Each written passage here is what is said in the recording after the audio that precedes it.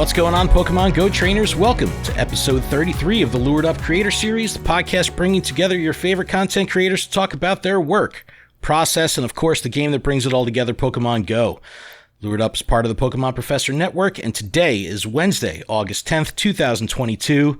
I'm your host, Ken Pescatore, and this week I am excited to be joined by Poké Daxi. How are you? Welcome to the show, man. I'm doing very good. Hopefully you're doing good as well, Ken. Thank you for having me on. This should be a blast. Yeah, no, I'm excited to have you on. You know, I've worked with a bunch of creators in the space and have worked many times with some creators, so it's always interesting and fun to meet new people and to see new faces and new blood in the space. Yeah. So I'm excited to dig in and talk to you about your process, because you probably are one of the only creators that we've had on the show that puts a strong focus on TikTok, and I'm excited to kind of dig into what that's like and how that kind of compares to other formats in the space. So very excited. Thank you again for coming on the show. Appreciate it. Yeah, no, TikTok's a very interesting platform right now. So, and it might have a lot to do with my growth on why I'm so big now. So maybe we'll find out on the show on why that is. Awesome. Why don't you take a minute to introduce yourself, let us know a little bit about yourself, where you're from, and we'll kind of start with the basics of that and dig into your content. So tell us a little bit about yourself. Yeah, for sure. So I'm from Ottawa, Ontario, Canada, Canadian creators. I don't think there's a lot up here. But yeah, no, I was born 2000. I'm 21 years old. I'm a 2000s baby. Growing up here in Ottawa, you know, classic American. You could say it's probably pretty similar here in Canada. Are you from USA? I'm from the East Coast, New Jersey. Okay, yeah. So it's probably pretty similar, regular lifestyle. Here in Canada, though, it gets super cold during the winter and then super hot during the summer. So I've kind of experienced like the whole weather thing, and I can tell you for Pokemon Go specifically, the winter really sucks. But yeah, no. So I grew up, and then I ended up picking Pokemon up when I was about 8, 10. Honestly, this is what I'm going to say. I think a lot of people, they say they know when they picked it up, but I think you were too young to ever remember. So I ended up picking up Pokemon Go, or not Pokemon Go, it wasn't a thing back then. I ended up picking Pokemon. My first game was Diamond and Pearl, and I had played, and then I went back, played Ruby, Red, and whatever the other one was. Leaf Green? No, is that what it's called? Yeah. Because you could put it into your DS. So that's what I would do. I would put it into my DS. So those were my first Pokemon games. And then ever since I started playing Pokemon, I kind of just got addicted all around. I bought cards. I played the main series games. I think those were the only two really ways you could play Pokemon back then. I think, yeah, because there wasn't like any of those. There's like a new one, EX Masters or Pokémon Tournament. I'm not 100% sure, but I played those pretty much going through, stopped around like high school, I would say. I think a lot of people, maybe it's just because like they're too embarrassed. It's like, Pokemon, you know, don't play it in high school. So I ended up stopping probably around grade 9, but kept my Pokemon cards, I kept my DSs, all that stuff. So that's all stuff I still have. So yeah, went through high school, didn't really touch Pokemon at all, was a pretty chill kid. Just hanging out with friends and enjoying high school, getting through that until after high school, when I actually decided to take we're getting into my whole life story. Is that okay? That's totally fine. That's exactly why we're here. Ended up taking a year off. I actually was working at McDonald's. It was my first, and you could technically say only job, if you consider YouTube a job, only like, you know, quote unquote real job. So yeah, working at McDonald's as a manager. And then in 2019 of May, my friend, or a bit before that, my cousin actually was like, hey, do you want to go backpacking around Europe? He sent me that message. I was like, you know what? I'm taking a year off. I'm working as a manager. I actually had been wanting to quit McDonald's. So this was kind of like a perfect segue because I didn't really know how to leave. So I was just like, oh, actually, I'm going on a trip, but I'm not going to come back. That's right. So I ended up quitting in May of 2019, going on a 3-month-long backpacking trip, hitchhiking. I feel like it's a very American thing to do when you go to Europe and you grab a backpack, and people do it when they're young. My parents in the movies, man. I see that in the movies. Yeah, it's call me basic, whatever. We were hitchhiking though. Hitchhiking can get a little sketchy, so be safe out there if you're hitchhiking. But yeah, no, it was a really crazy trip. Honestly, like anyone who hasn't gone on a trip like that, it's really eye opening because like I was literally living out of a backpack. I kind of had a phase when I got back when I was like, I started getting rid of a lot of stuff because I was like, I don't need any of this stuff. Like I just lived out of a backpack. Not very sanitary though, I'll say. So yeah, go on this crazy big trip, 3 months all the way until August. And then I got back in August and I really started focusing on my content. Now this is actually something I forgot to mention before. When I was in high school, grade 11, which was 2017, I started making YouTube videos. Now, it wasn't Pokemon or anything like that. I started making YouTube videos about how to make YouTube videos, kind of. It was a very technical channel in which I would teach people how to edit your photos, how to edit your videos, you know, how to make your audio sound better, kind of things like that. And that was kind of my main focus from the channel. So I grinded that. 2017 I started. It was very rough in 2017. In 2017, I'll be honest, it was more of like an adventure channel, which I would just post very basic adventure vlogs with compilations, music, random shots of nature. But it transitioned into that, and I pretty much was doing that all the way from 2017 into this 2019, on and off kind of. But when I got back from the trip in 2019, I really wanted to focus on that. And that's when I think you could say my YouTube career really started and actually started a thing. And TikTok as well was the thing I was doing alongside it. Do you know when TikTok came out? I don't. I don't know when it actually launched. I remember whenever it launched, a couple probably months later, I was already on the platform. Honestly, anyone who had not known about TikTok when it first launched, it was actually crazy how easy it was to get a viral video. I literally had a video of my girlfriend. She was getting a blackhead out of my face and it got 50K views. It was just that. And it was actually just like insane. So I knew TikTok was going to be a huge thing. So that was something I was doing alongside YouTube.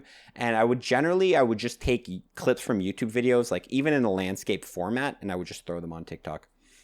So, of course, doing that all the way until 2019, I get back from my trip, and that's when I really put my foot on the gas, started putting a video. I think I was almost doing a video a day on that channel, or maybe it was 3 videos a week. I'm not 100% sure, but a tip I did used to do on that channel, which I remember, is I used to bulk shoot. Quick tip for creators. Change your shirt between 3 videos, bulk shoot them, and then you record all your videos for a week, and they think you recorded them during different days. I remember doing that, actually. That's funny. Nice. So yeah, I would record and do a bunch of videos until a very important part of my life, which I don't know if you've heard of, but I ended up actually being diagnosed with cancer right at the end of 2019.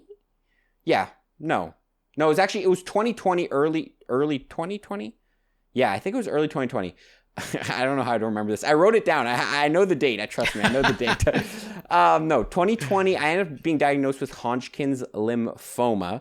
First thing to say, I'm perfectly fine, guys. I am in remission. I think that's what you call it. So we're perfectly fine. But yeah, I got diagnosed because of because I'll just say this now in case anyone has these symptoms, but I was really itchy all over the body and I was getting night sweats and my lymph nodes were swelling. So if anyone has those symptoms, go see a doctor. But I go ahead, I get diagnosed with this 2019 and I find out I have to go through 8 months of chemotherapy. So yeah, pretty much I had gone back from my trip, started grinding YouTube, and then bang, life comes to a stop because I have to go through chemotherapy. So pretty much through those 8 months, 2020 from September all the way, or no, not September, January all the way till August, I'm going through chemotherapy. I don't know if anyone knows about chemotherapy. It pretty much just makes you tired and feel really gross, and it's not really fun. Let's just say that. But we made it through, and that's when, or during chemotherapy, actually something that came out of chemotherapy, I ended up actually picking up Pokemon Go. And I think a lot of people did as well, because that was actually when COVID started. COVID started in March of 2020 or May of 2020, I think is when it started popping off. And I was literally midst of chemo during that. So looking for things to do outside. The exact story, what happened is my dad had got me a Switch to help me go through chemo. And my sister was like, I want to play that new Pokemon game, Sword and Shield. So she orders that. And then somehow through a conversation when we're playing that game, we're like, remember Pokemon Go? So we re-download it. And since everyone was going on walks during the pandemic, we end up we just start playing the game. So I pretty much pick up Pokemon Go because of chemo. I don't know if I can say that. But. That's wild. And I mean, well, first of all, I'm an old ass man, so hearing like this youthful energy that you have is incredible. And it's like you're like I was an adult when Pokemon hit in the States, like in the 90s. Yeah, so no. Like, so I love that juxtaposition. It's like you're like different. less than half my age, which is hilarious. It's so funny. But there is some parallels here. I'm also a cancer survivor. Congratulations. And I had the night sweats thing really bad. Okay. And I thought I had kidney stones because I was getting like some weird pains in my abdomen. Yeah. And happened to get checked for kidney stones. I had like all these stars align where people, a certain person looked at my films and said something doesn't look right, but it wasn't the normal person that was supposed to look at the films. It was like someone who was filling in that happened to work at an oncologist that was next door to my primary care physician. Like all these things aligned. Yeah, okay. And then I got off super easy because I was able to get fixed up with surgeries. Yeah, okay. So I was able to get I had like some experimental surgery done on me. Ooh. It was like a 12% chance of success, and I made it. And then so it was all good. I would have been a goner. I would have been a straight goner. That's crazy. Had anything gone wrong, but no, it went off without a hitch, and I didn't have to go through chemo. I didn't have to go through any anything like that. So I definitely got off easy. So when I was reading the story I'm going to cut on you your off. Discord, I was like, whoa. I don't think you got off easy. 12.5% chance. Let's be, I didn't know that till afterwards either. Like it was like a Han Solo moment. I was like, never tell me the odds, man. He was just like, it was like a super young doctor who was like, he's at the forefront of technology with this type of endoscopic surgery, could have been done remotely, big, virtual headgear and robots and all this crazy stuff going on. Damn. And I had appendix cancer, appendiceal is the name of it, appendiceal cancer. So normally it's a very routine surgery to have your appendix out, right? Like, so if you have appendicitis or something like that, they just go in and yank it out. But I had to have a very delicate version of that done because had there been any kind of rupturing of what was going on the appendix, the cancer cells would have just been all over my insides. So so it was I was very fortunate to have a rock star for a doctor and all that stuff. So when I read your story on your Discord, I was like, dude, this is wild for a young guy. It's pretty amazing, and kudos to you for going through that and having a smile on your face. It's pretty wild. So it's a crazy story. This is what I'll say. Okay, number one, I think for my cancer it was white blood cell cancer. So I actually don't think you can surgery that because I think the chemo is the only way. A lot of people always say that. They're like, oh, props to you for putting the smile through it. For me, honestly, when it happened, I actually surprisingly wasn't that, I don't know why. Maybe it's just how my brain functions, but I wasn't that oh my God, the world's going to end. I'm more of a guy that's okay, what do I have to do? How do I fix it? And that's kind of how I knew it was going to happen. I was like, if I do this, it should be fine. If it's not, it's just we did everything we could do. So I think that's kind of the mindset I went in to it with. I knew what I had to do and I got it done. And even though it sucked at times, I'll be honest, looking back at it, it wasn't the worst 8 months of my life. I picked up Pokemon Go. I actually was literally doing nothing. Obviously my head hurt pretty often, but I would have chemo every 2 weeks. For about 5 days after chemo, I would kind of just be bedridden. But then the other 7-8 days, literally vacation time. So I was kind of enjoying it. Wild. It's wild, man. Yeah. That's totally nuts. It's crazy. Yeah, man. It's it makes you have a little bit of a different perspective when it comes to leisure and things that you enjoy that bring you joy in your life. Yeah. Foods taste a little bit better knowing that you're here to eat them. You know what I mean? That's what I kind of always say. I think it is a huge thing as well that I got it when I'm young. This is a cancer that apparently is very common in young people, 18-year-olds. But getting cancer or any sort of disease, especially when you're young. Not that I wish on anyone, it can be very eye-opening and be like, yo, I'm only 20, lived 20 years of my life, but I could have been gone, kind of thing. So it's it's a blessing and a curse. A blessing in disguise. I don't want to say it because it's a very hard thing to say. Right. It's a very hard thing to say, but I feel like I can say it from my perspective. I do accredit some of my YouTube success to me having cancer because Daxi probably would have never been a thing. I probably never would have picked up Pokemon Go if I was doing other things and grinding on this other channel. You know what I mean? Wild, dude. Totally wild. Totally wild. So crazy. let's right the ship towards Pokemon Go. How do you enjoy playing the game? What's your play style? What are your favorite and least favorite ways to kind of engage with the game? Okay, this is what I'll say. Number one thing, Pokemon Go in parks is vastly underrated. I do not enjoy playing in the city at all, even though Pokemon Go in the city is like the best thing to do. I so much more prefer you get home from work or you're done work, you go out to your local park, you spend some stops. Obviously, some parks way better than others. Like if you go to like a little local park with one stop, it's usually not that good. But if you find big parks like, you know, Central Park in New York, which not everyone has, but we have some nice parks around here. That's generally how I like to play. How I play the game, if we're talking more specific, I'm more of I don't really like shinies. I'll be honest. Like shiny hunting, I think can be fun and it's like a fun grind. But for me, I'm more of a guy who kind of like, I feel like I've done with this every game, but I just like to have the strongest Pokemon, whether that be for PvP, whether that be for raids. Like right now I'm working on a full team of Shadow Machamps and all that stuff. So most likely when I do go out and play, my main number one focus is catches. I really think like AR mode, quick catch, all that stuff. I think that's like for me the most enjoyable way to play, just because you get more Stardust. And I think honestly, I think that's just a really underrated way to play. That I know a lot of people like to go out and just shiny check, click on it, click back, or go just do raids. Like me, when I go out, I'm just trying to catch as many Pokemon as I can because that'll get me the most amount of Stardust. So usually I will go out, local park, spin some stops, obviously throw a lot of Pokeballs, and then catch as many Pokemon as I can. But one thing I will say is being a creator, I think is very different when you play Pokemon Go, because one thing you have to be thinking about in your head is like the content. There's not a lot of times, there is, but there's not that many times when I'm going out to play, like specifically going out to play, not like I'm walking to the store or I'm going to the airport to fly. But like specific going out to play and I don't have a camera or I'm thinking of recording a video. So I think that's like a kind of a thing that like, I wouldn't say limits my playability, but like just changes my play style. I obviously don't catch as much as I would normally do. I don't really use AR mode when I'm filming videos. Like who would really want to see an AR mode? And then you got to like hold your camera up and then like it really changes the way you play.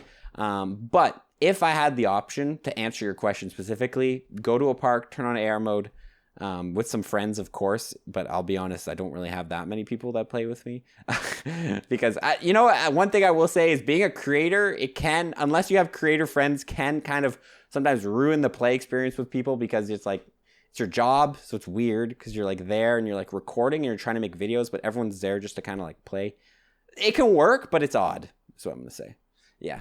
Right. Yeah. No, I get that a lot. And, I sometimes get this like paralysis by analysis, right? Where it's like, I don't want to play if I'm not creating or I'm not focused on it. It's like I get this weird thing where it's like I feel like I have to be in the zone. Yeah. I'll do that with the TCG a lot. Like I'll buy a bunch of cards. I'll have a bunch of cards and I'll be like, all right, I got to open this on camera. And then I just never shoot it. And I end up having a sealed collection because I'll sit there and it's like, well, I haven't figured out when and how to film this yet. So I'll just wait to open it. And then I never open it. But Pokemon Go is different. Now being in Jersey, it's interesting for me because New Jersey has everything. I'm about 15 minutes from New York City, from Manhattan. So I'm right on the border of New York City and New Jersey, but I have like a huge county park that I play in every single day that has 9 gyms and 30 stops, like all in this one little walking area. I like that.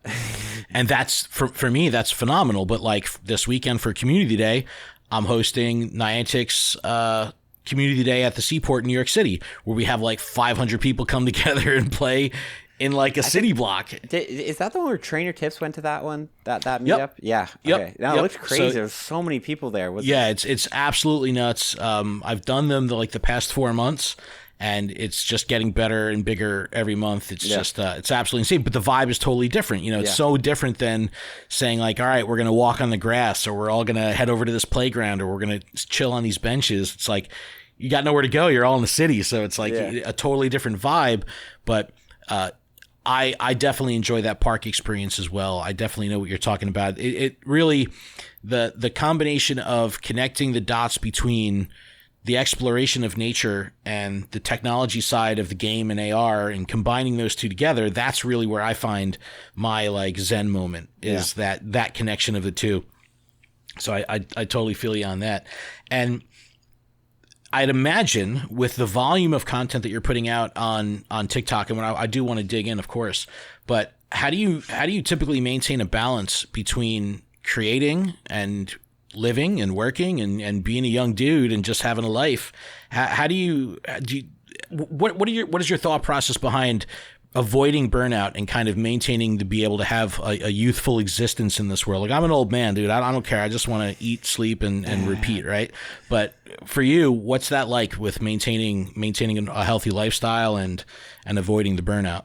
Okay, I think this is a very interesting question. And I'll be honest, I don't think I have this figured out because I think I started in October, right? October 2020. So the channel is almost a year and a half, more than a half year, a year and a half years old. This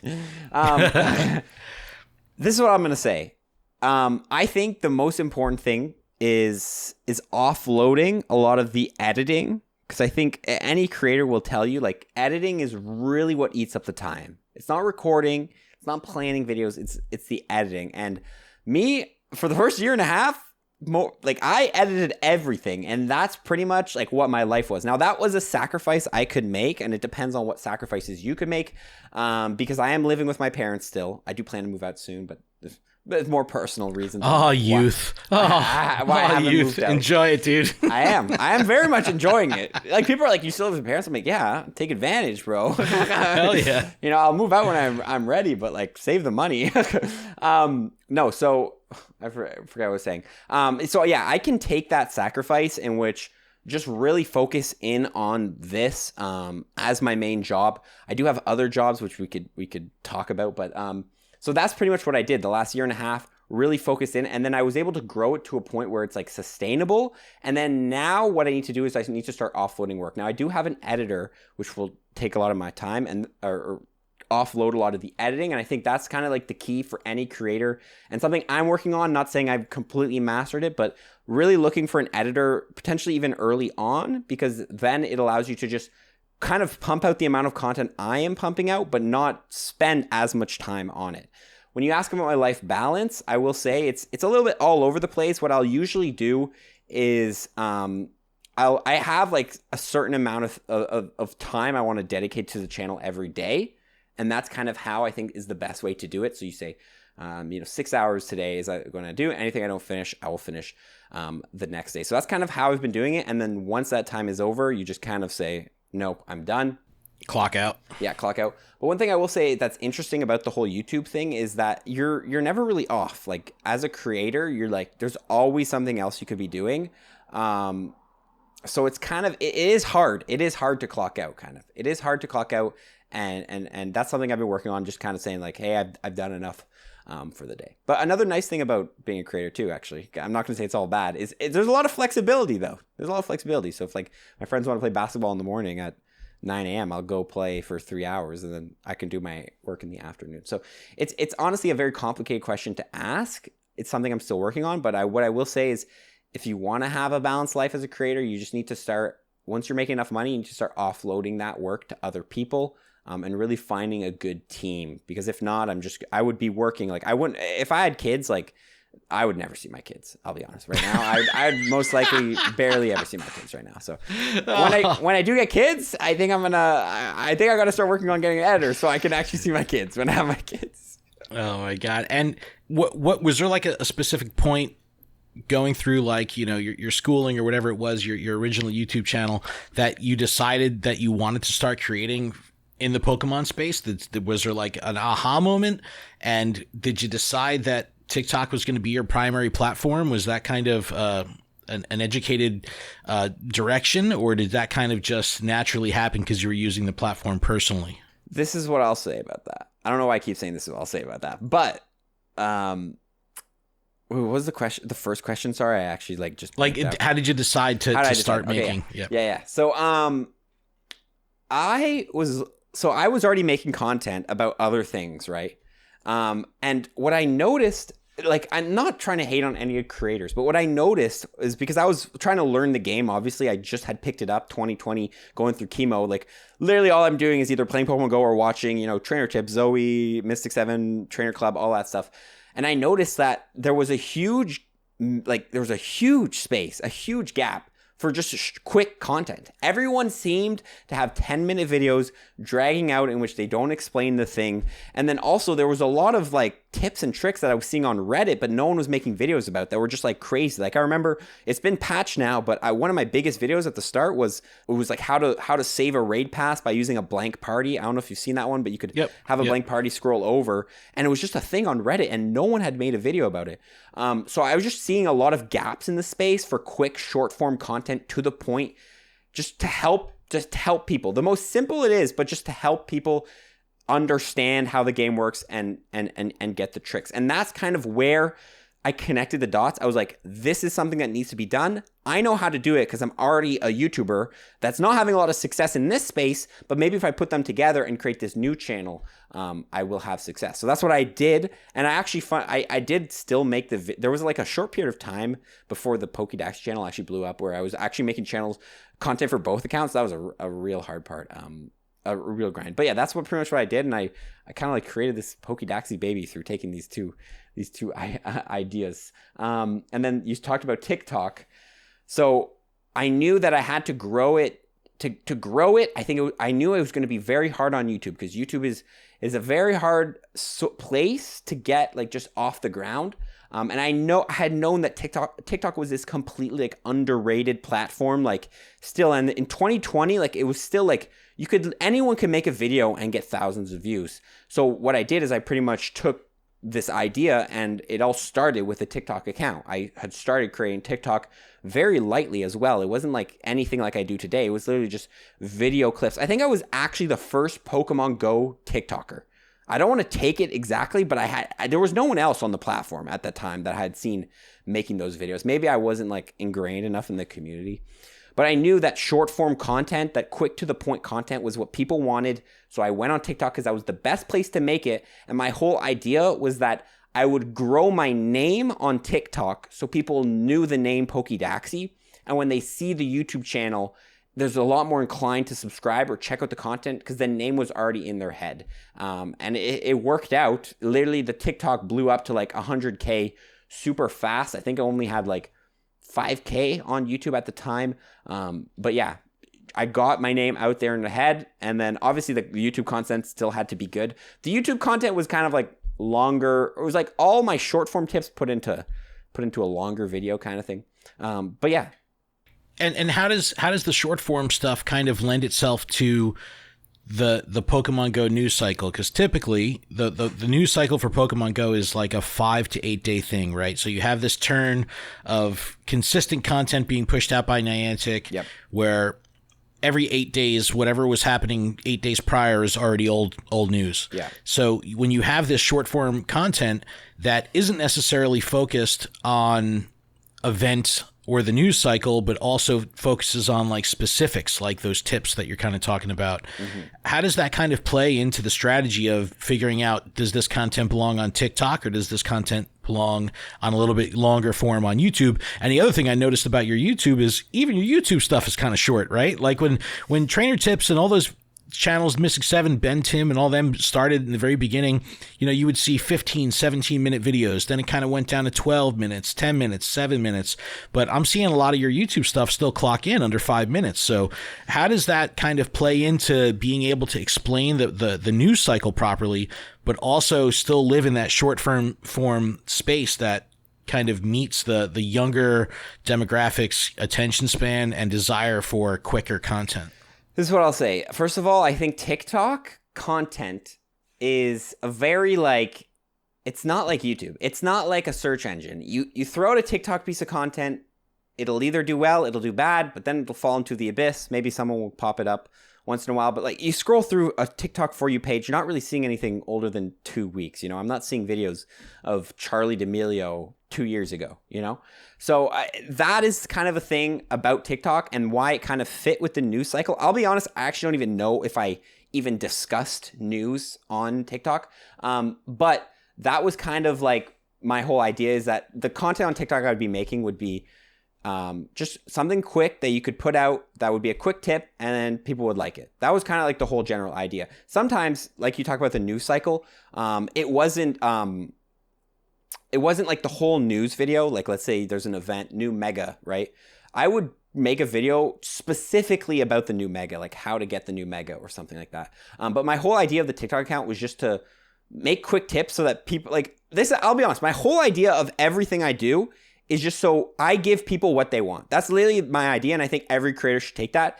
Someone sees a video, it's titled how to get lucky friends, or someone goes on TikTok, they scroll, and the first thing I say is how to get lucky friends. All they want to do is know how to if they're watching that video, all they want to know is how to get lucky friends. So that was pretty much my idea on TikTok.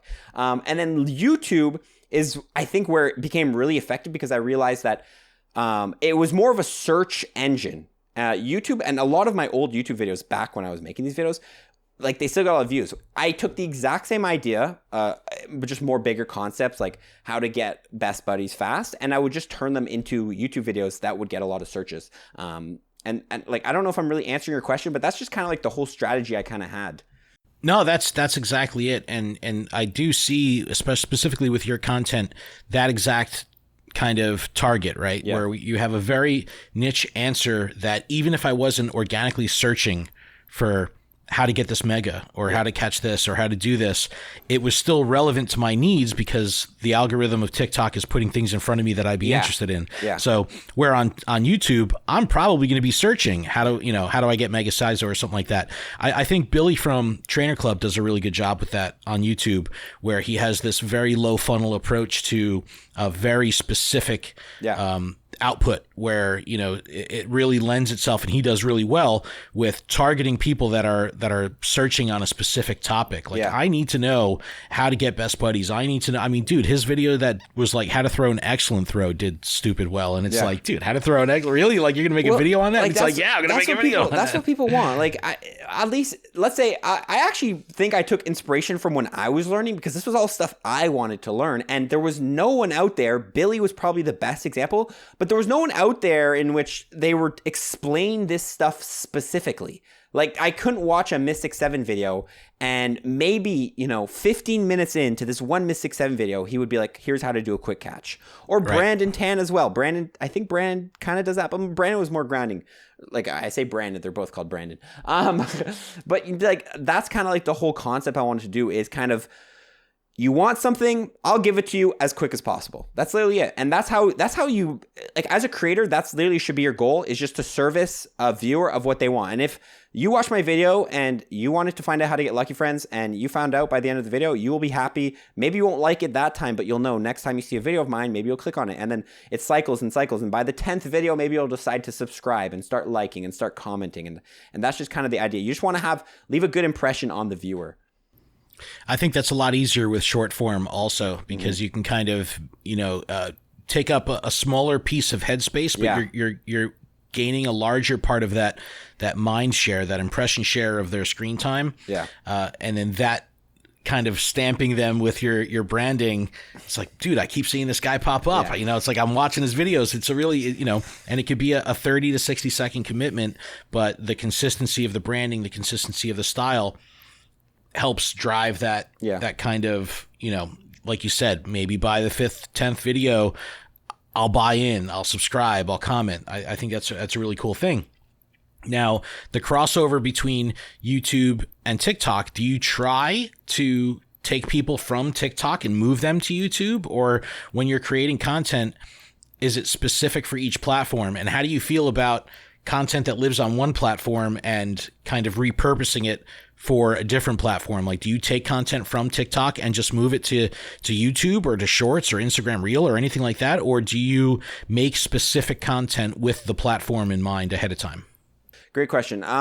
First thing I'll say is I don't think it's a very effective strategy to ever tell someone, like, you can do it, but I don't think it's effective to be like, hey, go watch my YouTube.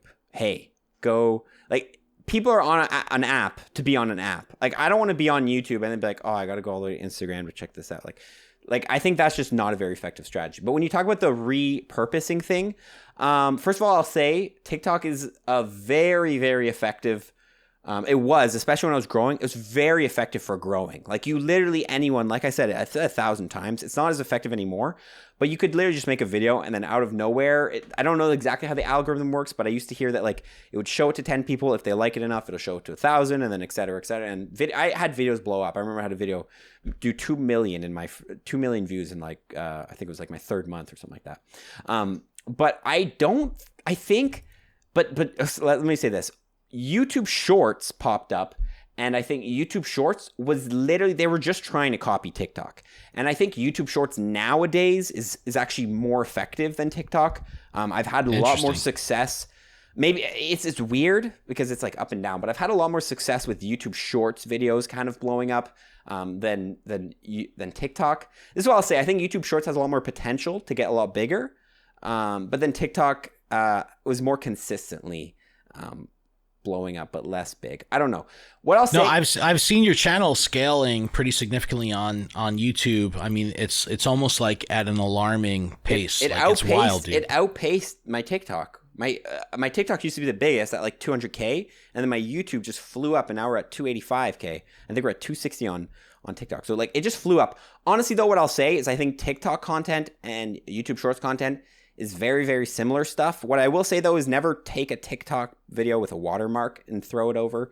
But plenty of times I post, like most of my videos, this is what I'll say, every single video I post on YouTube Shorts, I will post on TikTok. However, I do have some TikTok exclusive videos just because I think that they kind of fit better for the platform because it's less of a search engine. It's kind of just an entertainment thing.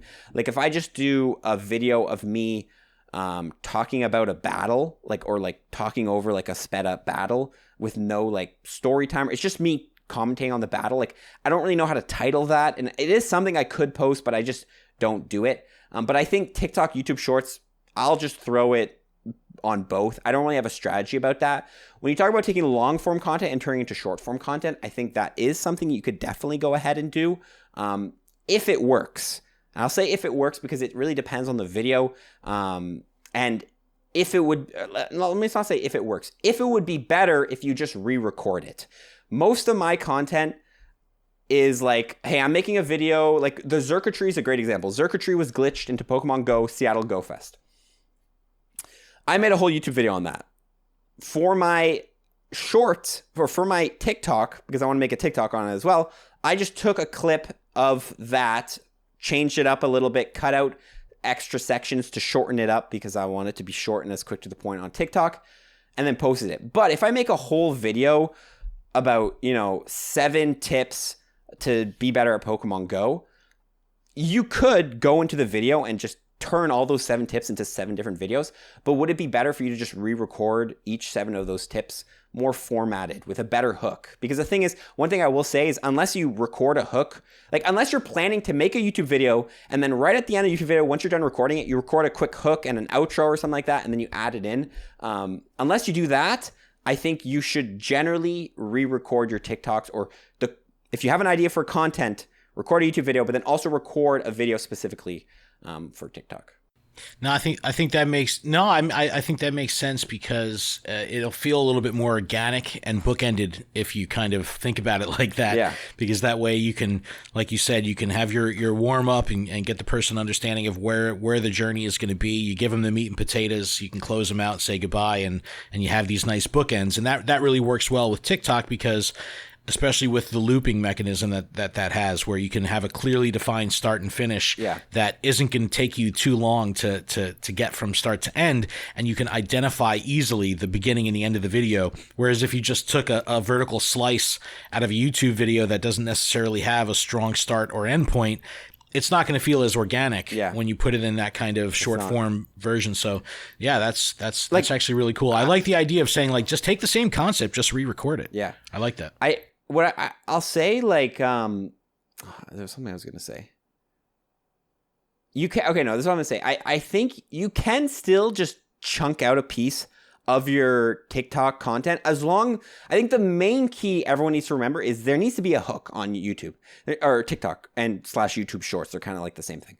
There needs to be a thing like right at the start that people will see. And if you already kind of have like a pre-recorded hook, in your YouTube video. Like if you're checking out your long form YouTube video, 10 minutes long, and you find a section where you get a shiny Pokemon, like you could literally just take that section with your reaction, the shiny Pokemon, obviously reformat it. One thing I will say is never post a landscape on TikTok. Like, right. There's very little people who have success with landscape on TikTok, and that's usually when people, the only time I've ever seen it is when people take clips from like movies or take clips from Logan and Jake Paul's podcast or things like that, and then just like repost it. That's the only time I'll ever see that do well.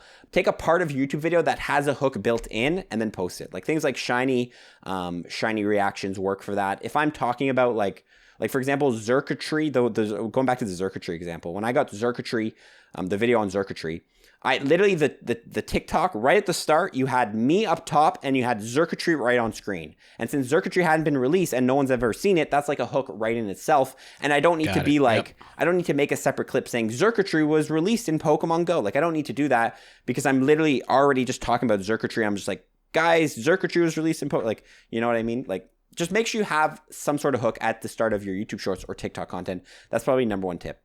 No, that's fascinating because, like I said, the majority of creators that I work with are on YouTube platform or Twitch platform, so it's a totally different style and kind of paradigm of how to connect with the audience, especially out of the gate. Because when you're in the short form, and I mean, are you typically working sub 60 seconds? Is that typical on your TikTok? I mean, because you can have a little bit longer form on TikTok, right? You can go to like 180 seconds.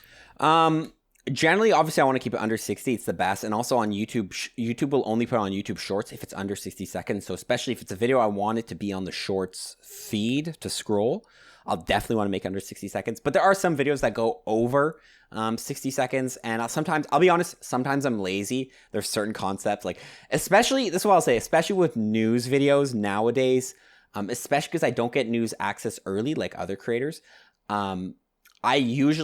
I should be taking, a whole news video, a news content update where we get spotlight hours, raid hours, all that stuff. I should be turning that into a video about the new spotlight hours, a video about the new raid hours, but sometimes I just throw it all into one. It's like 2 minutes long, and it works fine. Like I had one about the August news, it got 200K views. Like it works fine. But generally I will say the shorter the better for TikTok and YouTube Shorts, just because it's really hard to keep someone's attention span, especially when they know they're going to TikTok to watch short form video. Like from my experience, I usually don't enjoy watching a video for too long unless it really captures my attention. But even if it does, like I find those videos sometimes just take too long to get to the point. So the shorter the better. But it really, for my format, at least, it usually will be around 40 to 50 seconds, I would say. Wow.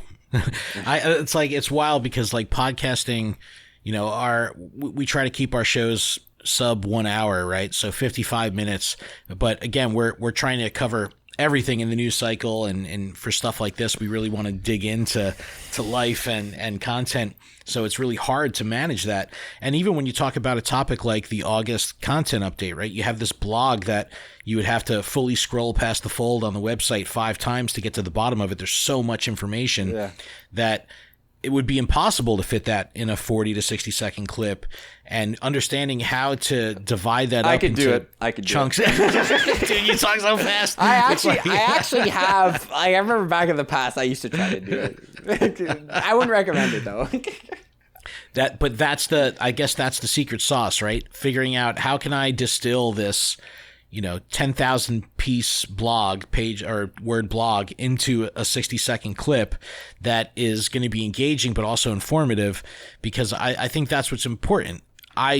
When I watch Pokemon Go content, I want to be entertained first and foremost, but I also want to be informed. Yeah. And even though I'm in the know as a creator of understanding what's happening in the news cycle, I want to hear someone else's perspective on it. I listen to every single Pokemon Go podcast there is, and we're all talking about the same stuff, right? But it's all different because the hosts have their own style and their own way of delivering that same information, which makes it compelling to me, and that's why I'm okay giving them, my ear time, because I'm committed to understanding how people deliver the same message. Yeah. And then that helps me figure out a way how I can deliver a message in a unique way and things like that. So understand. And for me, TikTok is the most foreign platform because believe me, I'll sit on the toilet for an hour, right, and just doom scroll TikTok and have like the greatest time on earth. But when it comes to like, dude, I got to make a TikTok right now, I'm clueless. So it's very interesting to hear all this, because it's such a strong juxtaposition to the mindset of the YouTubers that I typically talk to, where they're saying like, okay, no, I'm going to have an outline. I'm really going into this understanding what I need to capture for the day. And I'm going to have 8 hours worth of footage that I need to distill down to 10 minutes. And hearing this is just like a completely different style and approach is fascinating, because it's so foreign to me. It's very, very unique. It's very interesting. Yeah. You youngins, yo. It's crazy. It's crazy. But how does the rest of social media fit into this? Because I know, especially with podcasts, we all have social presences. Most creators have social presences. But being such a unique platform like a podcast, you could have high success in the podcast format and a insignificant presence on social media, even though most of the listeners that you have are on those social media platforms. They just don't engage with you on that level because they feel fully justified and fulfilled listening to your podcast, and they don't feel a need to engage on social. So with TikTok being its own social media platform in addition to this creative platform, how does something like Twitter or Reddit or Facebook or Instagram kind of fit into your mix? And is it like a sharing of content on those platforms, or are you using those platforms to kind of drive your community into something like the Discord? Because, dude, your Discord is beautiful. It's a absolutely phenomenal server. You know what? Very, very well done. Full credit to Leo and to Darla and the full Discord team. I am not very much on my Discord. It's very foreign to me. You can I'll shout out to all the people who run the Discord, you know. It's very, very well done. Your bots are on point. I was like, dude, this is I'm like, you know, you're putting me through the ringer with the bots, but like once I was in, I was like, all right, that was hella worth it. Like I feel good about going through all those steps. Like it was really nice. But like I know you're on Twitter, so how does it kind of all fit into the grand scheme of your content flow? This is what I'll say. Number one, I think every creator should be looking at the effectiveness of every single platform. You need to look at how effective how is that platform in culture right now. Obviously TikTok, it's a great platform to be on, a lot of opportunity for growth on there. It's new, it's popping, everyone's on it. YouTube I don't think is ever going to go away, maybe one day, I don't know. Instagram kind of dying right now, like not a lot of hate around it. It's moving away from a photo sharing app, it's going into a video sharing app. Is it really worth to spend your time on there, right? Twitter, I think, is in a weird position because I think Twitter, all of like main Pokemon Go community and communication happens through Twitter. There's just like, that's kind of where everyone is. So I feel like I'm kind of obligated to have a Twitter. But what I will say is that I think on each of your platforms, I think it's less, like I mentioned before, I think it's less about saying, a new video, like from Instagram, you'd be like, new video on the channel, on YouTube channel, go check it out kind of thing. I think it's more about creating your own, an own sort of, value proposition on that Instagram. Why do you follow Pokédaxi on Instagram? Is because you follow Pokédaxi on YouTube and you like his content, or is it because on Instagram he puts graphics out that he only shares on Instagram or something like that, which I actually share on YouTube as well, so I probably should stop doing that. But I think you need to kind of have a value prop on each platform. I don't know if it really happens as much with Twitter, because I'll be honest, I think Twitter I'm more just on because that's kind of where everyone is. But like if you can have some sort of like value prop, I guess the value prop of Twitter is kind of like quick updates on what I'm doing. So it's kind of like a more personal Twitter, you could say. But I think there needs to be like a content that you make on that social, and that's kind of why you do it. And if any other social platforms come up and are popping, like I know Be Real is popping. There's also a new photo app. There's a bunch of new apps always happening. But if anyone ever comes mainstream, you have to always, as a creator, look at it and find out like what different value prop. And obviously this all does take a lot of time. Like, you know, it's hard to make content for YouTube, for Twitter, for this, and format it all differently. But if you can have it done, if you are able to make enough money, which you can get editors, like right now I have a designer who does all my Instagram graphics, then get it done. But what I will say is, like, if you don't have that and you can't do that and make a specific content, I still think it's worth to have a Twitter and an Instagram. But I really don't think it's still worth to have it and, you know, post stuff when you can. But I feel like you should have a general, like, consistent. I think you need to have consistent content coming out on a platform. And if you can't do that, it's probably not worth your while to really focus on that. And you're much better spending all your time into YouTube right now, just because it's a much more effective app, than splitting your time half between YouTube and half between making Instagram graphics, just because it's kind of dying. That's interesting. My opinions on it. No, that's an interesting take. And, it's funny that like Facebook doesn't get mentioned. You know what I mean? Like Facebook is such like a sidebar pretty much to most, especially with the demographics of Pigo, because like you're saying, all of the first party news, the delivery method is Twitter. Yeah. And, it used to be when the game first launched that Niantic had a pretty strong presence on Reddit, where they would actually have employees interacting with the community on Reddit. That's gone. So now it's all third party. Oh, yeah. On Reddit, where you won't see like a Niantic George or a Niantic Indigo or anything like that, like interacting with people on Reddit directly. Wow. You get some stuff, direct communication like in the Wayfarer forums, but that's really it. And then the news cycle, the news source all comes through Twitter. And I have plenty of people in my community that just don't use Twitter. Yeah. So they're behind the times and of no fault of their own. They just don't use Twitter. So it's like they have to wait for a content creator to deliver that message on a platform that they use, like being on Instagram or being on YouTube or TikTok, which is an interesting thing, but that also supports the content flow and supports the influencer and creative space, because people don't necessarily want to rely on Twitter for their news. Twitter's a cesspool. I mean, I love that. I kind of like, that's like one of the reasons I love Twitter, is because it's just like, the worst of the world, but that's what makes it fun.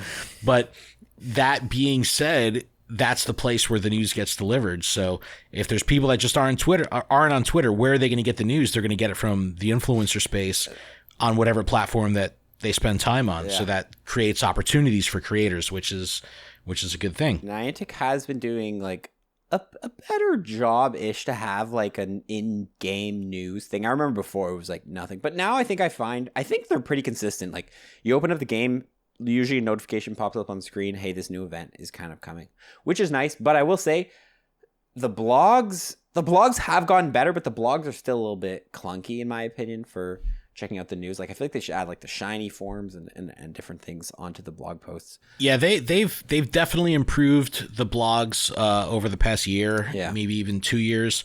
I do think that there is some room for improvement to make them a little bit more interactive. I don't like when the in-game news sends me to the blog. Yeah, that's like don't send me to the blog, dude. Give me the news. Just like just put it in the app. Yeah. But there's definitely easier ways or more preferred ways that the community has to get that news delivered to them. But the blogs used to be really difficult to get through and forget. I would read I would write a podcast and I would read the blog 5 times and I'm like, dude, I didn't retain any of that. Like I have no idea. It would jump like the first paragraph is about the second week of the event, and then the third paragraph goes back to the first day of the event, and then like it's all jumping dates and all over the place. It didn't make sense. Now they at least have some kind of structure, and there's a more visual element to it, so you can actually see visually, like kind of like. It just makes it a little easier to understand and digest what's going on. But they've done a good job with like when they have like the seasonal blog post that you can kind of walk yourself through the story, and because that would be the other thing. You wouldn't be able to follow the story because no one's listening to Professor Willow, right? You're just kind of like blasting through. It's like who knows what the hell he's saying. You're just kind of like, I want to get back to catching. I don't care what you're saying, dude. Sorry, you just see like Professor Willow talking really fast. And Rye too. I'm sorry, Rye. I don't care where you're coming from, bro. Go back home. Go back home. Exactly. And it's like, so where's that narrative have a home? And it's a lot of that stuff gets lost because the delivery method isn't optimal for the player experience. Let's just be honest. There's a lot of things that I think could be improved on Niantic's end. But what I will say is I think maybe a lot of my channel success should be credited to that ugly blog, because then people came to the Daxi channel to get a 2-minute news video. Nice. All right, let's as we kind of close out here, I do want to talk about something that from a visual perspective helps your channel really stand out, and that's going to be the quality and fidelity of your audio video and your editing at large. Even, you know, the sharpness of your camera here. What kind of gear are you using, and how do you think that the gear that you use and the software that you use to edit kind of helps grow your channel? Because I do think that there's a strong difference aesthetically in a product that you're putting out versus a lot of other creators. And when you do your TikTok videos, are you editing them in app? Are you editing them offline and bringing it back into TikTok? Okay, number one, I started creating in 2017. So I've been doing this for 5 years. That's probably where a lot of my credited success will come to. What I will say is, I think, because people always ask this, is do you need good gear? Do you not need good gear? I think everyone should start with not good gear, because I think the number one most important thing is the format, the content. Like you mentioned before, literally anyone can have success in any platform. You just need to have a good format. How do you deliver the content? You know, everyone's going to be reading the same news. Everyone's going to be doing this. How are you going to deliver it? How do you separate yourself? That's the number one thing, I think, especially when people ask me, because a lot of people ask me like, tips for starting a YouTube channel. How are you going to differentiate yourself? What's unique about you? What value prop are you going to do? That's the number one thing you should look for. And that's kind of like, you don't really need, the gear is not too important for that. You have a camera, a mic, a phone, you're fine. What I will say is, when you do want to start like refining your skills, that's when the gear comes in. So the gear I use, generally I use a Canon EOS R, which is quite an expensive camera. It's a little bit, it's kind of old. I'm not 100% sure, but I use Canon, have a nice Canon lens as well. I have this nice microphone, got a PC. I edit in Adobe Premiere Pro, might switch to DaVinci Resolve soon though, because Premiere Pro is kind of sketchy. But I will say that, well, actually, I don't even know what I'll say. The gear in the end is just to kind of like refine the style at the end. The number one thing you should be focusing on is your format. What I will say though is, I think that's very effective before you upgrade any of the gear, is editing. I think learning editing is like the number one thing any creator can do. And even if you're a kind of guy that's just, you plan from the start to get an editor, I think it's still worth learning editing, because it really helps you kind of understand and get ideas in your video, because you know how everything will connect. So I think editing is kind of what really set me apart, like you mentioned. And I think that really just came with time. I've been editing for 5 years. Used to have really ugly videos, but through practicing different things, watching a lot of YouTube as well, because you can get inspiration from other creators, and not just in the Pokemon community. Like, I think a lot of my greatest video ideas actually came from outside the community. Like, just watch a lot of YouTube. You'll understand how people make videos, how people make thumbnails, titles, all that jazz. All that jazz. I'm Zoe 2 dots. So I think it's just watch a lot of content, practice editing your own videos, use any camera is fine. And then once you start to have success, that's when you should start upgrading. But you can make a bunch of amazing videos with not amazing gear. Like, I've edited music videos. Like, my other job is I edit music videos, so that's probably where I learned a lot of my editing skills. But I edit music videos, and sometimes like some clips are shot off an iPhone, but you can still make it look good with some good editing, and if the concept itself was kind of good. I don't know if that answered your question, but that's kind of like my no, sure. And the TikTok editing that you're doing, you do in Adobe? It's in Adobe. I usually will shoot exactly like kind of how you're seeing here, vertical, and then I just crop it in. You can obviously turn your camera sideways into portrait mode, but like with a camera like this, like, you're not really going to notice a difference by downscaling it. But you can make TikToks on your phone as well. There's actually no problem, and I will say this right now, editing in TikTok can be effective because of the culture on TikTok. You know, there's the voice bot. I know you hear the voice bot where, you know, right, text to speech.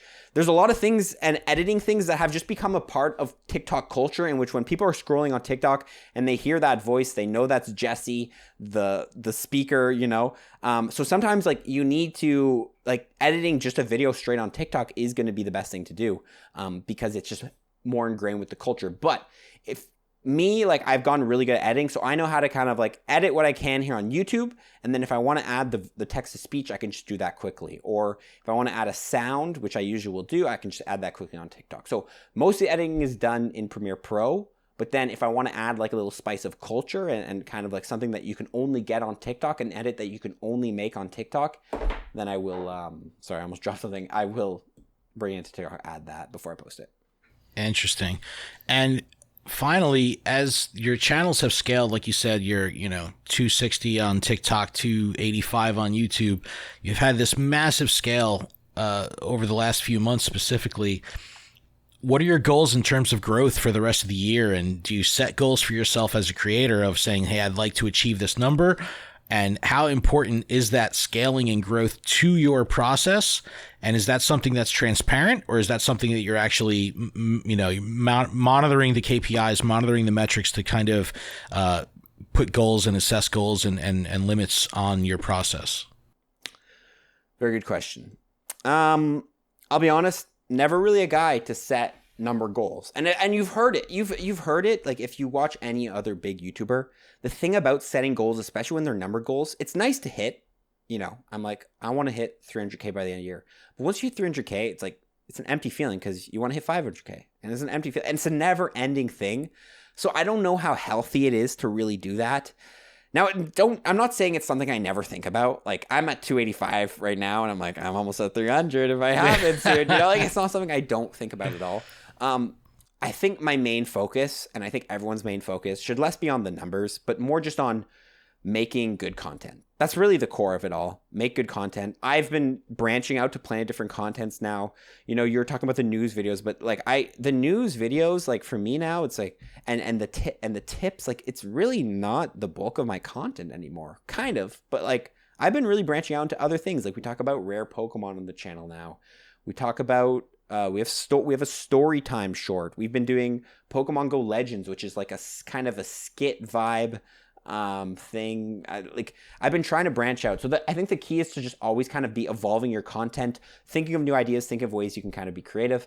But you did talk about metrics, and I think very important thing for any creator to know is 3 metrics. And I've learned this recently, but I think the 3 metrics you should really be monitoring. Number 1 is going to be click-through rate, the most important, and that is how many people who were presented your title and thumbnail, saw your video on a recommended, and clicked it. That's the most important thing, because if you don't get someone to click on your video, then they're not going to watch your video. So that's something I've really been looking at, and the way you improve that is by getting a better title, getting a better thumbnail, and if you want to get better at that, I recommend looking at Mr. Beast, looking at a bunch of giant YouTubers, Ryan Trahan. You can go into the Pokemon Go community as well. Mystic7 does great titles, and just kind of learning how to format titles. And I think it really has a lot to do with sales as well. Like, I know there's like a sales thing that's like called like the trigger terms or something like that will trigger people's emotions. It's a very complicated thing, but that's number 1 important thing to learn, and thumbnails as well is very important to learn. It's a long process, but that will get your click-through rate down. Once you get your click-through rate down, did I say 3 things? I think there's only 2. Once you get your click-through rate down, the number 2 thing is going to be look at engagement and watch time, average view duration. And that will be, once people clicked on your video, how long through the video do they watch before they click off? And that has to do more with your content and getting your content good. So I will say, I think getting the content good is the number 1 thing to do. I just feel like that's way more important, because just having a good title that's super attractive, but then the content is trash, that's garbage. I'd much rather have a really good video with a not very good thumbnail and title, because at least the people who watch it enjoy it. But yeah, so get the good click-through rate through the thumbnail and title, but first focus on just making your content good and kind of engaging. And if you want to learn more about that, I definitely recommend listening to, I think his name's like Hayden Purdison or something like that. He's Logan Paul's YouTube editor, and he does amazing breakdowns of how to edit on YouTube, because YouTube is a very interesting space in which you need to understand how to keep people's attention and have people and not really have a dull moment. In a YouTube video, you can't, it's not like a podcast where people come and they're kind of committed to watching the whole thing, or it's not like a TV show.